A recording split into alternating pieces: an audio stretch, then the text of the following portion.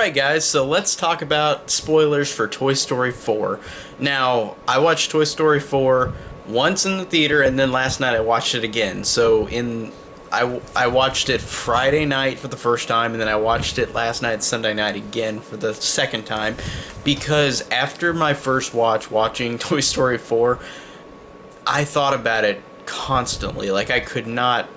I had to go see it again. And this franchise, and I've said this a lot of times on this channel, the first three movies are some of my absolute favorite movies ever made. All three of them I think are incredible. And the second time watching this, I think this is honestly no exception to being exceptional like the other ones, because the way they went about this movie, where the third one ended in a way where you don't have to have anything else. This one, like Forky, is a good way of saying that, like Forky, this movie doesn't have to exist. And I'll get to Forky in the review, but like that character Forky, he doesn't need to exist, but existing is not a bad thing. And that's what I'll say first about the movie, is that it exists in a way where it feels warranted. It's not, even though most sequels, or every sequel ever made, is a cash grab, if I can speak right. Every sequel is a cash grab in some way, shape, or form. This one, in my opinion, just how they did it makes this movie feel like it's completely earned and warranted to exist. They tried their hardest to make this movie important and a movie that matters to be a sequel, that it really should exist because of Woody, because of what happens to him, with Bo Peep, with all these things, with all these characters' reactions to everything that happens and their character arcs in this movie. It feels like it's warranted to me. Now, I'm gonna kind of go in like a list of like starting out the movie, and then I'll go along with characters, story points, action, emotion, like all these things that I want to talk about. The opening of the movie, I love the fact that it's 9 years earlier than the fourth one, and it's between 2 and 3. So Andy is young. He's playing out in the rain with the toys. They all come in except for RC apparently, and Woody, Buzz, and Jesse go to Molly's room to get Bo Peep to help them rescue RC, who's gonna get thrown into get dragged into a gutter because he is like in the rain trying to, like, it's a hard rain where he's trying to get back onto the ground, but it's so strong that he's not able to make it. So they formulate a plan with the help of Bo Peep to go and save him by going out the window, Woody using Slinky to grab RC. And they do, but as that happens, Bo Peep is taken away and sold. And before I talk about that, the rain in this scene is incredible. It is completely photorealistic. It is, and they used a lot of the budget on this opening scene. It is incredible with the opening, with the rain as a mood of how Bo Peep is going away. It works perfectly in that mood. And the way that Woody goes, like, after she's taken, Woody goes and talks to her underneath the car of the guy who's buying her. And I love the fact that Woody is delusional and says, like, the best thing for Andy is, and she just says, Andy's not my toy. I mean, I'm not Andy's toy. And then she says, it's okay. Like, I gotta go on to the next kid. And, like, it's such a sad moment. And I love the fact that she says to him, you know, toys get lost every day. Sometimes they're left out in the yard or they're thrown in the wrong box. And then the sheep, Bo Peep's sheep in the box, move and make a place for Woody. And Woody puts his hands on the box, is looking, about to get in, and then Andy comes out the door and cries, like, where's Woody? I can't find Woody.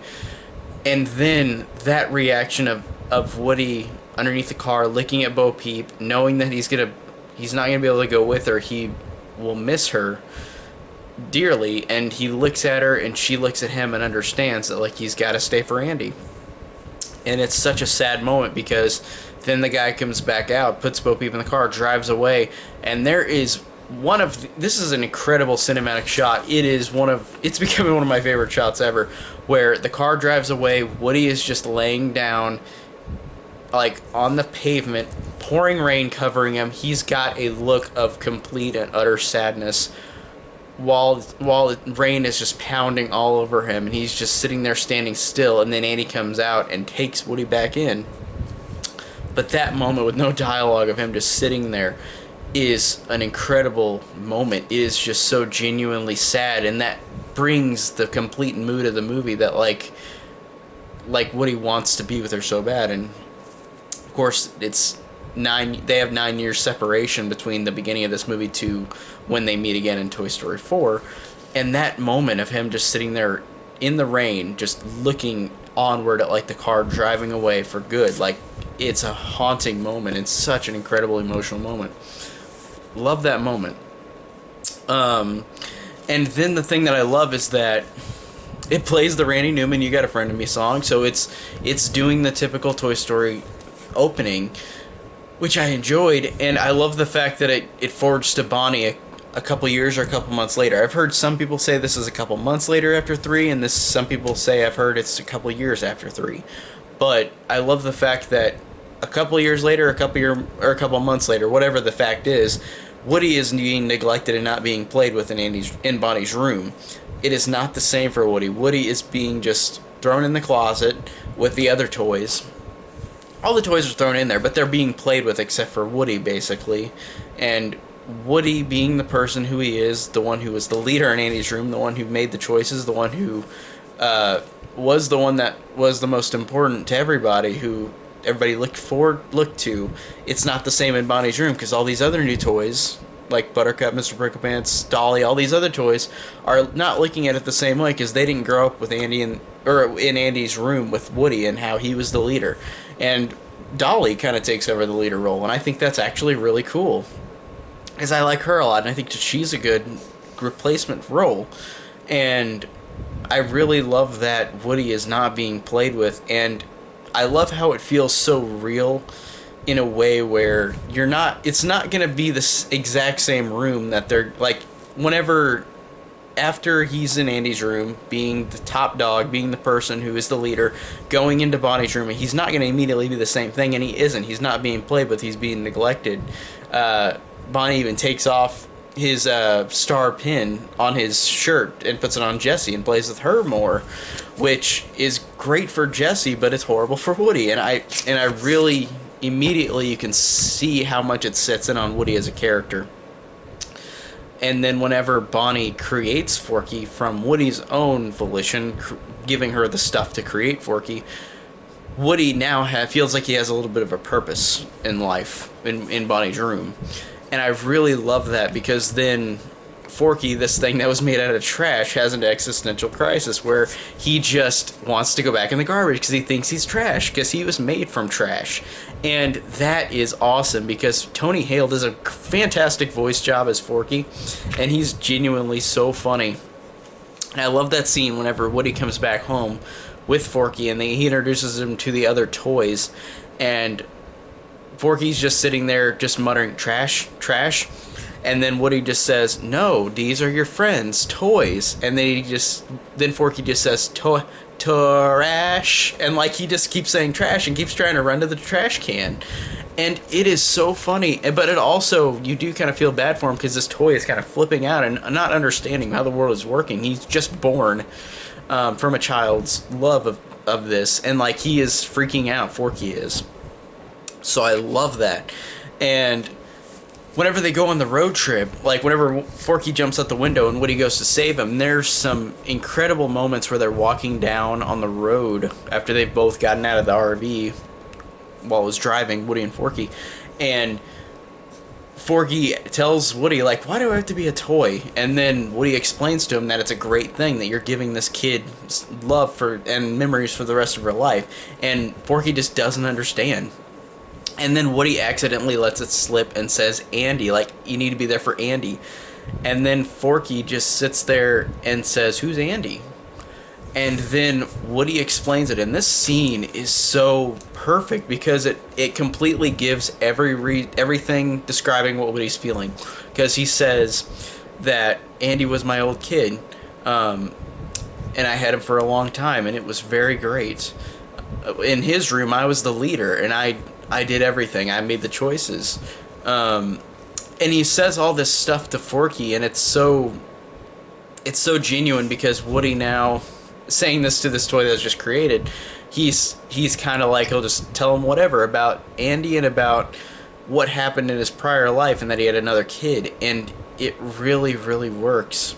And I love the fact that this plays in the end of the movie, but whenever Woody's talking to Forky on the road about Andy growing up and leaving, and then Forky says, and this is a great line from Tony Hale, like he's mostly the comedic character, but this line is actually really, really well done and emotional, where Forky says to him after Woody's talking about how Andy is grown up and he's taking care of him, Forky tells him that, so that was your life's purpose fulfilled. Of that line that Forky says, and Woody just looks at him like, yeah, I guess it was. Like he had a fulfillment of him being with Andy, and it's not the same anymore with Bonnie. And again, I love the fact that it's not the same. Like Woody is feeling really neglected and depressed, and I think that really makes his character arc from all these movies really work, because it feels so realistically grounded. Even though I'm talking about a movie about toys that come to life, but his character is realistically grounded, where like he was on top of the world. In the first movie, he was this jealous character who was the leader of the room and then became friends with Buzz and then became a better person. And then in the third movie, he clinged on to Andy so much, and then by this one, he doesn't have Andy anymore. He has Bonnie, who he's trying to cling to, but she won't play with him, and the only thing he's got left to help Bonnie is Forky. So his character arc in this is amazing. Woody's, like, it's just so it's really incredibly surprising that they came up with this. So really really love that as well. And of course this movie's about Woody and Bo Peep reuniting, and whenever Woody goes, like, finds Bo Peep again after Forky's taken by Gabby Gabby and the Dummies, there is a moment, one of the best moments in any Pixar movie. I will stand by this scene. It gave me chills, where Woody is just running around at this playground because he's trying to go back to save Forky, but he's in this playground and he sees Bo Peep's sheep like running around, and then Woody falls down and pretends he's like is inanimate because a kid comes over, and a kid grabs Woody right here and starts talking with another toy, and you don't see the other toy, and then the toy slowly comes into view, and they're both inanimate, but it's him and Bo Peep, and they reunite without saying anything, and that is one of the most perfect scenes in any of these movies. It gives me chills whenever they both look at each other, but they're inanimate. They're not moving because a kid is playing with them. But it is so well done and incredible. I love that moment where they're just, like, the kid is talking like he's playing with them, but they both look at each other, inanimate, and reunite. And it's just such a fantastic way to bring them back together. And it doesn't feel like a really, like a normal, like, reunion. And I love that. It's just so cool. Such a great movie. I mean, it's a great movie, but I was going to say such a great moment in the movie. Truly, truly great. And I love their chemistry together, because in this one, Bo Peep is different from the first two movies, where in the first two movies, she is a porcelain lamp. She is part of a lamp. She doesn't go anywhere, really. She's just on a shelf for her life. And I love the fact that this character in this movie is so different, but in a way where it feels like it perfectly embodied with her backstory on what has happened since she's left Molly's room.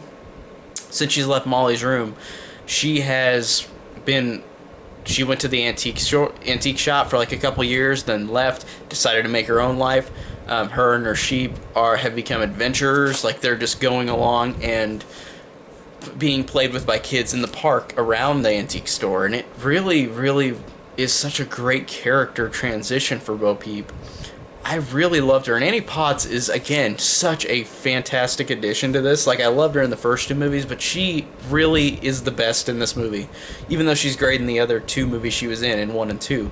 But in this movie particularly, she's so funny, she's so likable, she's stern and really just charming, and I love her character transition. Like, she's just a strong person, a strong character that has been on a shelf for a couple years and decided to make up her own life and go out and wants Woody to do that too. Like whenever she reunites with Woody, like she says, "Don't you want to go see the world? You can have more than just a kid's room." And later in the movie, it's perfect whenever they have their fight, which doesn't last long, but it works when they have this fight where Woody wants to take Forky back and get Forky, and Bo Peep just doesn't understand it. She's like, she says that you're like, you can have more than just the one kid. There are plenty of kids out there, not just the one that you're clinging to.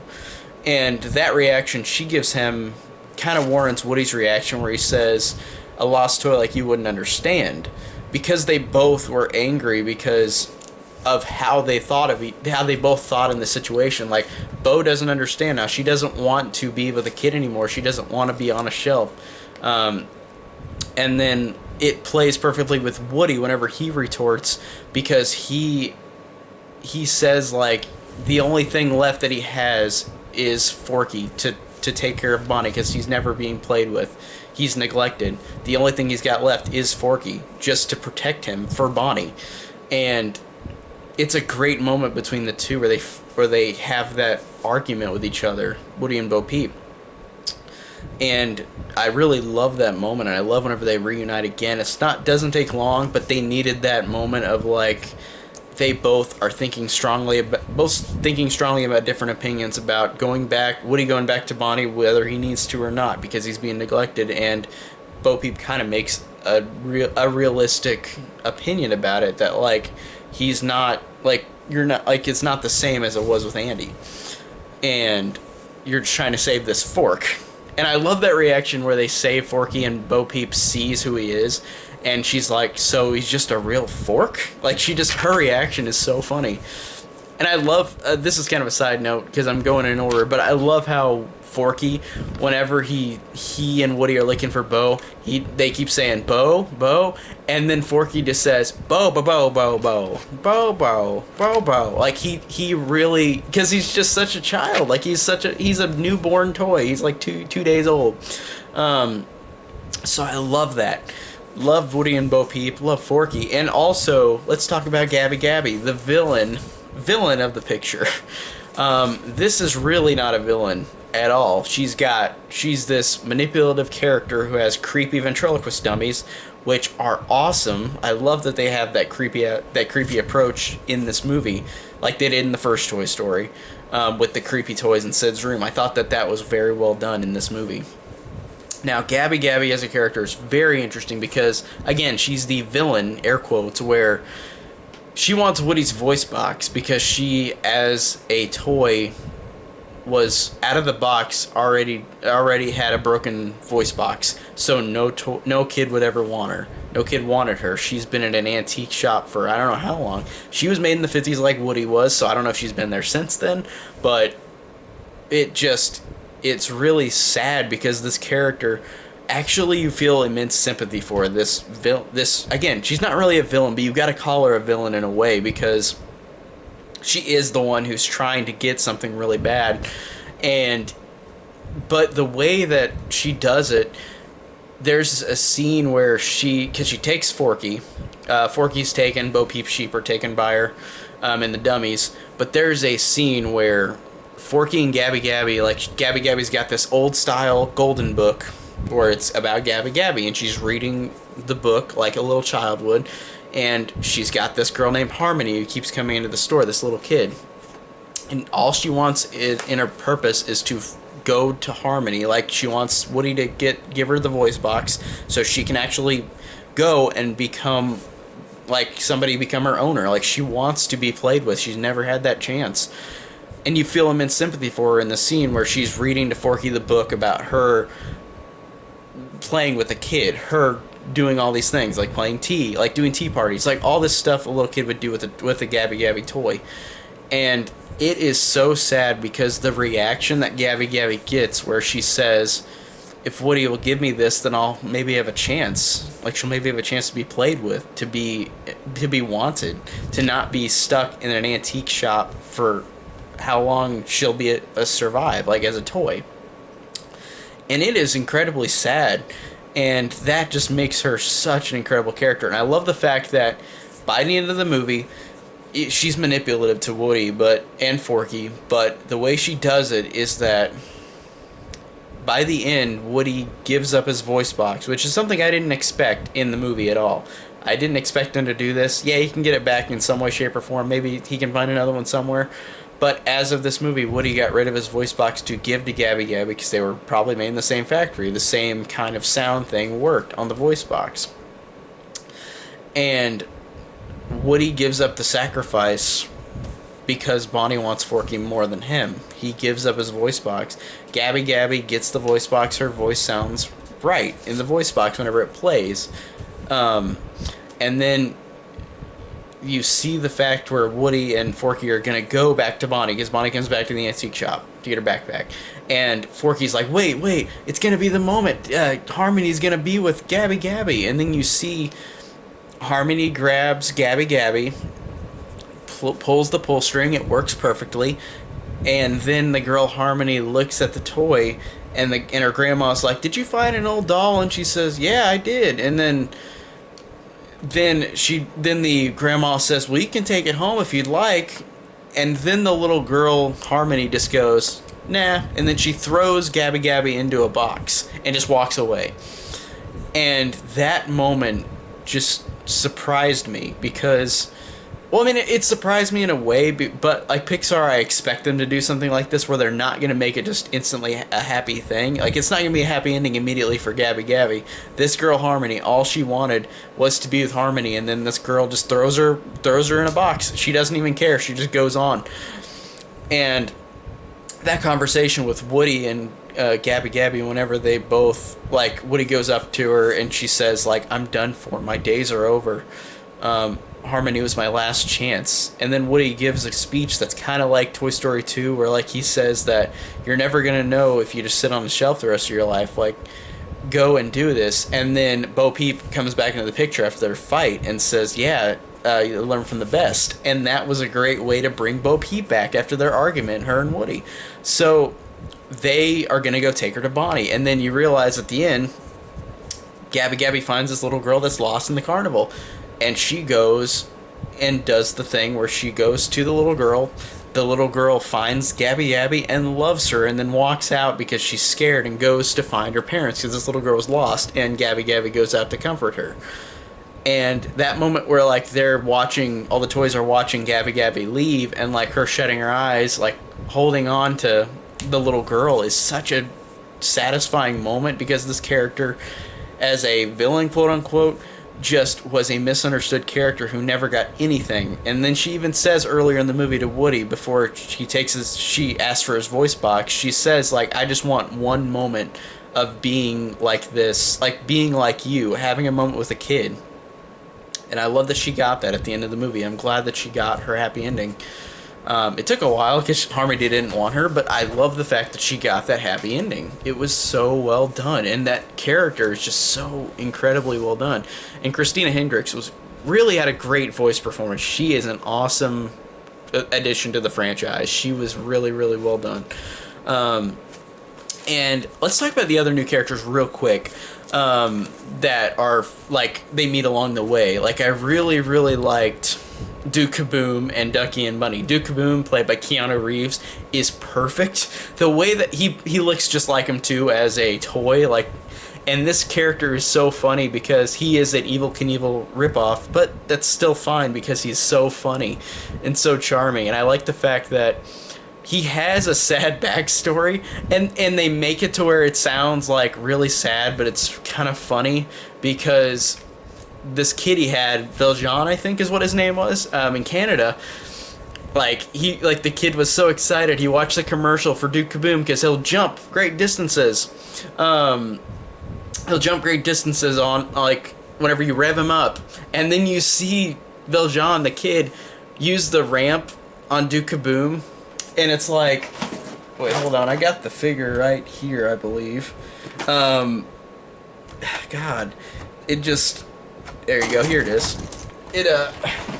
It's like this, where, like, he's sitting, like, this is the bottom of the screen, like, he goes up, he doesn't even go up a little bit, he goes on a ramp and then falls down. Like, he doesn't even go on the whole ramp whenever Valjean, like, tries to play with him. And the commercial made it look like this toy could go, like, distances. It made it look like this toy could go up here really high. But then it just, like, went there, kind of did a fall, and then fell. So I really, really love that moment because it was so funny, even though it was trying to be sad. And I guess it is sad because he got thrown away. And then I love that, just love that backstory. That's great with Duke Kaboom. He's such a funny character. Again, Keanu Reeves is great. He's such a suave, charming, like, character, and he's so funny, and just his backstory is so sad, but it's so hilarious, too, at the same time, and I love that. And I really love Ducky and Bunny. Key and Peele are, again, awesome comedians, and I love them both. And this one, I like the fact that Jordan Peele is shorter, but he's the bigger character in this, and Key is the little duck. Like, that's pretty funny, too. Like, they're smaller characters, or the opposite. Like, I thought that was a fun real-life difference, and I thought that they really had some great banter. Like, whenever they first meet Buzz at the carnival, and, like, Ducky's trying to kick Buzz, and Bunny's just sitting there. He's like, Bunny, what are you doing? What are you doing? I gotta kick him. And he's like, what do you mean? And he's like, well, I need you to move to kick him. And then he says, we need to pay attention to your listening skills. You need to learn on your listening skills. And or whenever they're going through the little crevices in the antique shop, and the sheep, Bo Peep's sheep, turn around and look at Ducky and Bunny. They're like, oh my gosh. 6 eyes just stare right into my soul. And, like, the sheep made a creepy look, and it's really funny.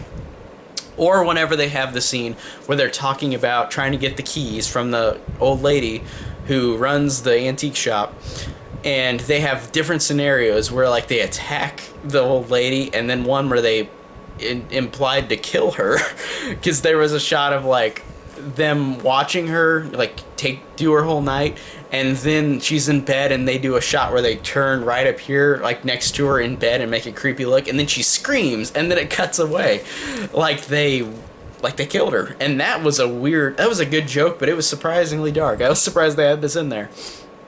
But I really, really loved those characters as well. And Giggle McDimples was a good addition too, like this little friend that is Bo Peep's friend, who is, like, smaller than this little figure. Like, it's like she can sit on Bo Peep's shoulder. And I thought that was a really fun character too, and she had fun banter, and she was really likable too, as this little character who was so loud and so assertive. And I like that. I like whenever they do that, where, like, size doesn't count. So those characters were really great as well. And all the other characters that are in the other movies are good, but they're not in the movie as much, and I see why. It's not really a negative, like Jesse, the Potato Head, Slinky, Rex, Ham, like, or Buttercup, or Dolly. Like, all these other characters are in the RV most of the time. But I understand, because this is Woody's story, and they're in the movie enough, and I do like them in this movie. Buttercup has some great lines where he's trying to... His plan is just to get Bonnie's dad to go to jail. That's his only goal. He wants to have Bonnie's dad go to jail. And then there's incredible payoff at the end of the movie whenever Bonnie's dad's trying to drive, and then, like, Buttercup pushes on the brakes and the gas, so, like, the police come and see him, and then he just laughs in the corner and says, Dad's going to jail. Like, that was such a great payoff. So I really love that. I really thought all the characters that are in the other ones that aren't in this as much are still great. They are great characters, but it's not their story. It's really about Woody and Bo Peep and Buzz and all the new characters, because Buzz kind of separates from the other group in the RV. So I love that, and I love how this also has a fantastic action scene where it's like, it was so quick and so action heavy, like fun, that I really loved the scene in the antique shop where they're trying to have Duke Kaboom jump over, because he's going to actually jump over something and crash, but then he has, like, that nightmare, or that he has that fear that he's going to mess up again, and it's so funny. And he and Woody actually make it to jump to Gabby Gabby's cabinet, where, like, they're trying to get Forky. But then while that's happening, Duke Kaboom's racing on the ground with this cat who is in the antique shop as well. While they're all doing that, while one side of Bo and all these characters are trying to pull Woody, Gabby on the other side grabs his voice box, is yanking it out of Woody, like they're pulling it out of him, while the cat is trying to jump and grab Woody from the floor. And them just being chased out, like them all grabbing onto a string, being chased by the cat, and run out and jump out of the back of the antique shop, was such a fun action scene, and it was actually so great. It was one of the best ones in the franchise, honestly. I really love that scene, and so I really love the action in this too. Whenever they had that as well, there wasn't a lot, but I mean, it doesn't have to be. It's a Toy Story movie, even though there's like the ending climax in 1, which was the best like action scene in the whole series. But still, there's a great, fantastic action scene in this movie.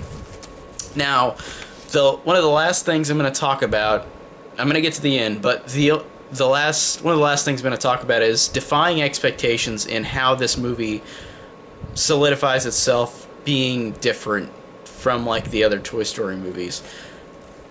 I mentioned Gabby Gabby and this character who is kind of a villain, but she's a sympathetic character who you feel every reason why she is doing what she's doing, and that moment where Harmony denies her was a moment of defying expectation, where like you change, whoa, okay, because Pixar does this. Pixar doesn't always sugarcoat things. And Gabby Dabby does get her happy ending with that other little girl in the carnival that's lost.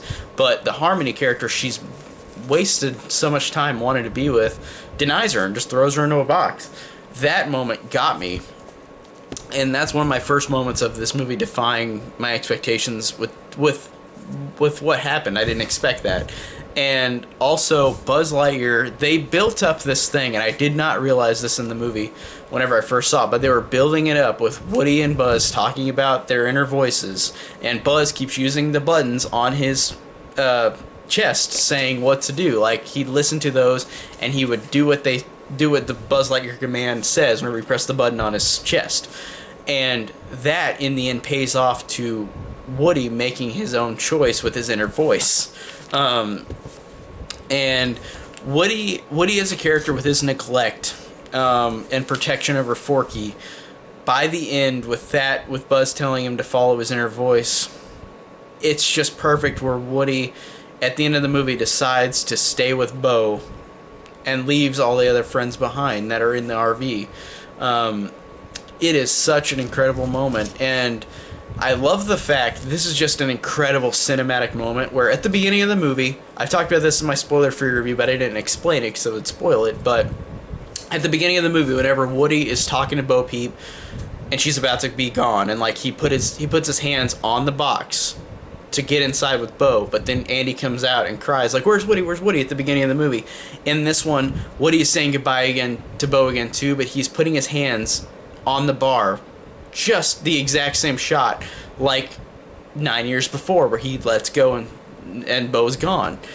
He does it again, and then Buzz gives him that kind of authoritative thing saying, or not authoritative, he tells him like, follow your inner voice, she will be okay.